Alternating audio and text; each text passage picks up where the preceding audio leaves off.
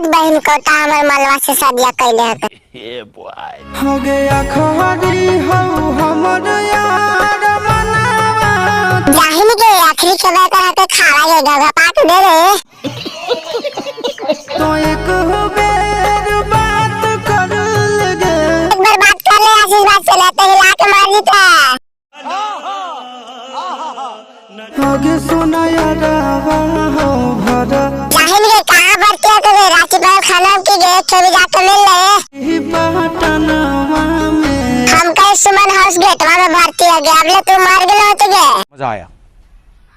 और मैं चली जाइबा छोड़ी के दुनिया छोड़ के चल जीवे तो फरफराट मत जी तो छोड़ी हो आशीष भाई कैसे रहता है मोरे घड़ी पनिया पिलाई दे